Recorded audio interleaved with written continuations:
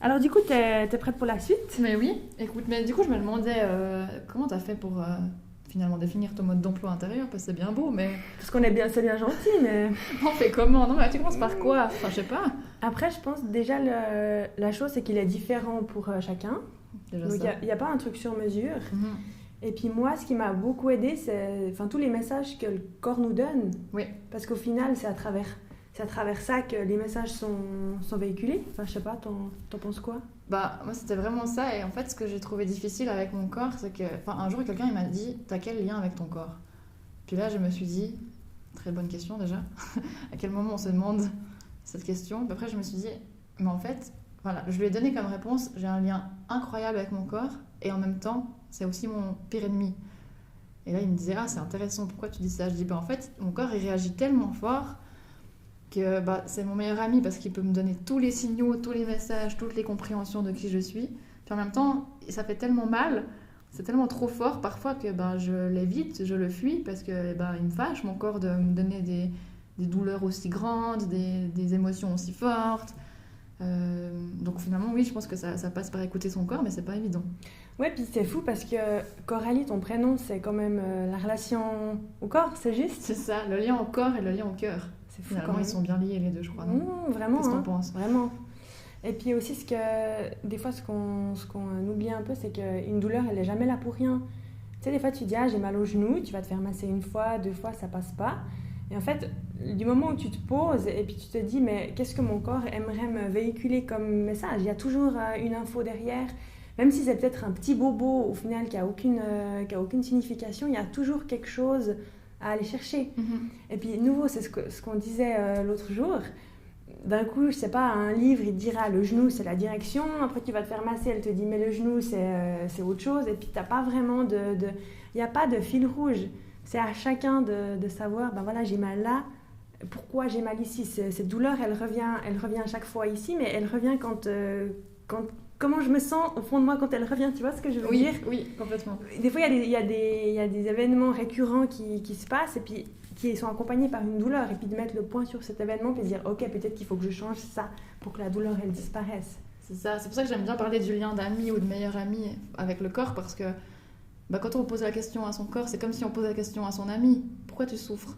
Qu'est-ce que tu ressens et t'as besoin de quoi? C'est ça qu'on dirait à quelqu'un qui a mal. Pourquoi est-ce qu'on dirait pas à son corps, t'as besoin de quoi? Pourquoi tu souffres et qu'est-ce que tu essayes de me dire finalement? Parce que tous les messages, que ça soit un choix de vie, que ça soit une émotion, que ça soit quelque chose qui me convient plus dans ma vie, quelque chose que j'ai envie de changer, quelque chose qui... Ouais, qu'importe ce que c'est, finalement, ça passe par le corps et d'aller lui dire, mais t'as besoin de quoi? Qu'est-ce qui te fait souffrir? Est-ce que c'est juste de lâcher une vieille émotion d'un événement que t'as vécu il y a 10 ans et c'est dur pour toi? Ou est-ce que c'est vraiment quelque chose à mettre en place dans la pratique ici et maintenant? Est-ce que c'est parce que t'as besoin d'aller parler à quelqu'un? Et donc c'est ça finalement, est-ce que c'est mon ennemi, est-ce que c'est mon ami? Et d'aller se demander pourquoi moi quand j'ai mal à mon genou, c'est ça le message qu'on me donne. Peut-être que la voisine quand elle a mal au genou c'est autre chose. Et moi à quel moment est-ce que je vais demander à mon genou, tu me dis quoi et qu'est-ce que j'ai à mettre en place? Et tu sais, dans l'ancien podcast, on disait on n'est pas né pour souffrir. Oui. Et en fait, ça passe aussi par... au final, notre corps, il n'est pas contre nous. Et des fois, on a de la peine à se dire, c'est vrai que quand tu as une douleur, c'est pas forcément agréable. Ouais. Et on se dit, mais en fait, ben voilà, je prends un Dafalgan, je prends un antidouleur. Et au lieu de prendre le temps, puis de se poser avec soi et de se dire, mais ok, mais qu'est-ce qui fait qu'est-ce qui bloque? À quel moment il y a un blocage? Qu'est-ce que je peux moi changer dans mon monde intérieur pour que comme si l'énergie, il fallait qu'elle circule à nouveau correctement. Et je pense que des fois, on ne se rend pas compte, mais c'est des petites choses.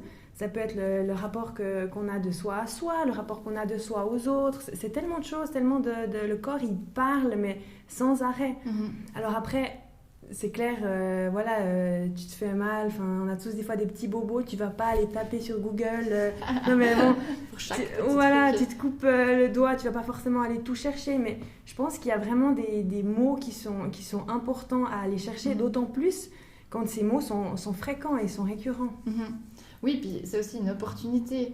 C'est pas juste pour faire joli de se dire « Ah tiens, c'est sympa, je vais aller voir pourquoi mon genou il grince » ou « Pourquoi j'ai mal à la tête ». c'est pas pour embêter ou pour dire j'ai envie d'aller mieux, mais j'ai d'autres choses à faire que ça. Non, c'est justement pour aller créer ce mode d'emploi, pour aller sentir qu'est-ce que j'ai besoin de changer dans ma vie. On saurait comment, par exemple, si on veut changer de métier ou si la voisine m'embête dans mes limites de mon espace ou je ne sais quoi. Comment on le saurait si je ressens pas une émotion par mon corps, si je ressens pas une douleur par mon corps, si je ressens pas un message par mon corps? Comment on sait si on doit changer quelque chose? C'est ça le but, c'est pas nous encrotter à perdre du temps.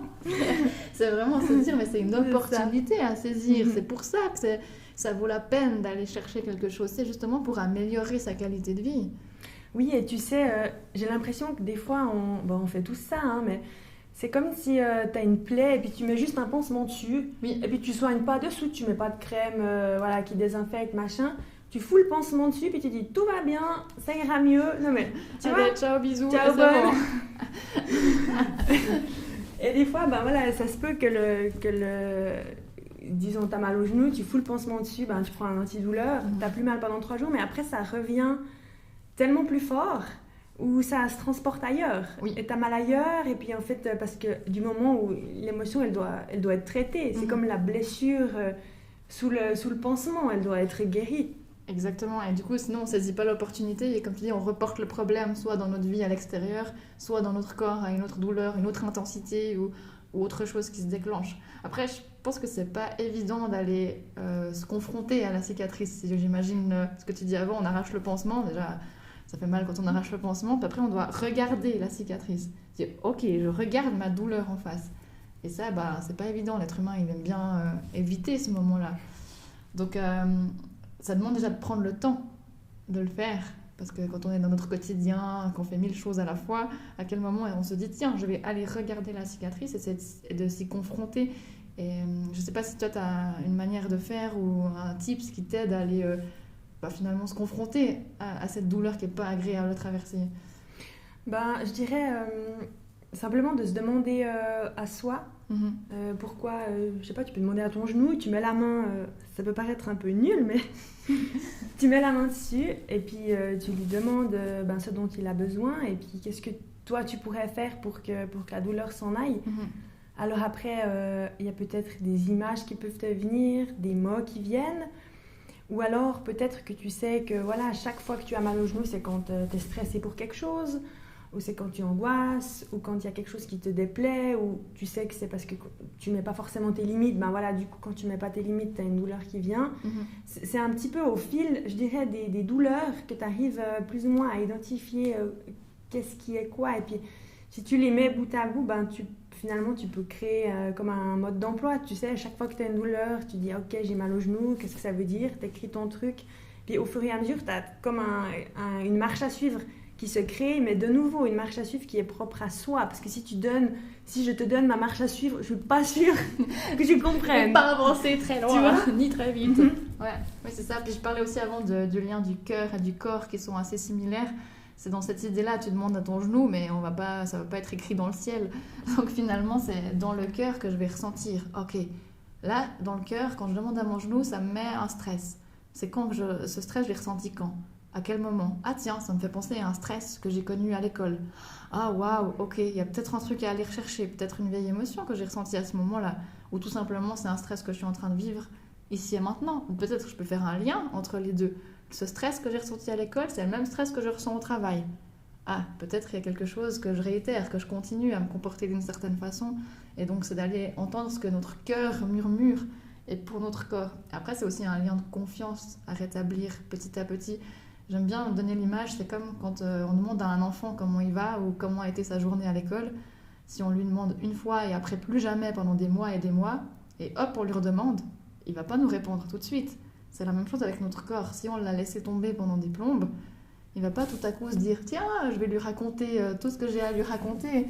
C'est d'aller lui redemander maintes et maintes fois jusqu'à ce qu'il ait nouveau confiance, qu'un rapport de confiance se fait de nouveau entre notre corps et notre esprit pour qu'il ait envie de nous dire ce qui va pas.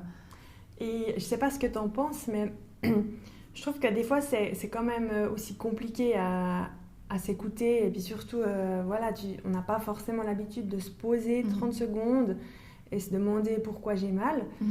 il y a quand même, je sais pas si toi tu le fais, mais tu peux mettre aussi, taper sur internet, par exemple, douleur à la cheville droite, signification, et tu as des mots qui, comme le dictionnaire des mots en fait. D'ailleurs, il est super ce livre. Oui.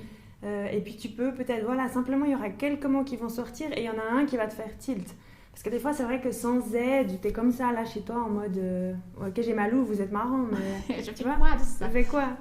Et du coup, de pouvoir avoir peut-être voilà, un mot qui sort, une phrase, ça peut t'aider après toi à aller dire ok, je prends ce mot-là, il me parle, et j'applique ça dans quelle situation de ma vie est-ce que ça bloque? Et si je le règle, ça va régler ma douleur. Après, il y a quand même aussi je trouve, pour ma part, j'ai souvent besoin, par exemple, si j'ai mal à quelque part, d'aller régler le côté physique. Donc, tu as besoin d'un ostéo, d'un physio, d'une masseuse, d'un médecin. Et après, régler le côté émotionnel. Je pense qu'il faut vraiment les deux pour guérir vraiment un mot ou une plaie ou quelque chose. De faire qu'un des deux. De faire que le côté émotionnel. Alors oui, tu as réglé la chose, mais après, il y a quand même la partie physique qui a été blessée, qu'il faut soigner par un massage, voilà, comme je disais. Oui, clairement, c'est un tout. Que d'un côté, ça ne marche pas. J'ai envie de dire, c'est comme le fait de comprendre d'où vient la cause. Ça ne suffit pas non plus. C'est important d'aller la ressentir aussi. Donc, il y a le soin physique, il y a la conscience de qu'est-ce qui m'amène à cette douleur, mais ensuite, il y a aller la ressentir. Si je me rends compte que c'est parce que ça évoque un stress ou une tristesse ou un deuil non fait ou je ne sais quoi, ça suffit pas juste de le savoir et d'aller chez l'ostéo, c'est aussi, c'est un tout, et c'est aussi d'aller dire ok, je viens retraverser cette douleur. Donc je crois qu'il y a aussi un monde entre savoir et aller ressentir. Moi là, je me suis leurrée longtemps en me disant si j'analyse, j'ai compris, je fais le puzzle, ça suffit. Non. Donc des fois je crois que je sais pas ce que tu en penses, mais je me suis rendu compte que ça demande aussi d'aller un petit peu se faire violence par moment malgré tout, même si on n'aime pas trop ça, mais d'aller retraverser la douleur. Oui, et puis on est tous après chacun différent, mais on peut aussi se faire accompagner par un thérapeute par exemple pour revivre ce genre de moments qui sont pas forcément agréables. Mais après, c'est vrai ce que tu dis, pour libérer totalement quelque chose et surtout pour pas que ça revienne. Parce que le but, c'est pas que ça revienne. Et de prendre des médicaments par-dessus, ça va pas aider. De pouvoir vraiment prendre le truc, le lancer puis dire ok, j'ai compris. Oui. Et je lâche. Et je pense d'ailleurs ça nous est tous arrivé d'avoir l'impression qu'on a guéri quelque chose un peu en surface, mais on croit que c'est bon. Puis, comme par magie, 1 an, 6 ans, 15 ans après, on se retrouve avec quelque chose qui est similaire qui revient. Et là, on peut se dire tiens, le fond du fond, il n'a pas été réparé et là, ça revient. En fait, il y a quelque chose qui me redit, tiens, il y a peut-être encore quelque chose à comprendre. Et d'écouter son corps, c'est aussi créer son mode d'emploi, comme on le dit, mais pas que. Je pense que c'est aussi savoir écouter nos limites. C'est-à-dire, là, j'ai besoin d'aide, comme tu le disais. C'est aussi de savoir se dire, là, il y a un message, j'entends que ça me parle, mais j'arrive peut-être pas à comprendre d'où ça vient. Et là, je pense que c'est aussi l'intelligence d'aller se dire, là, j'ai mes limites, j'ai besoin de me faire aider, soit physiquement, soit émotionnellement, pour venir comprendre ce que ça vient me dire. Le but, c'est pas d'avoir tout le détail, mais se dire, là, je suis bloquée et j'ai besoin de quelque chose.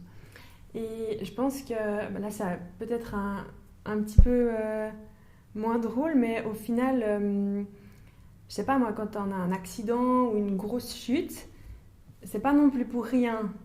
Ah oui. Tu vois ? Complètement. Dans le sens où c'est pas simplement j'étais là au mauvais endroit. Au final, la partie blessée du corps, ça peut être grave, hein, mais il y a quand même toujours une signification et j'ai l'impression que ces accidents où voilà, on peut les éviter parce qu'on a toujours des...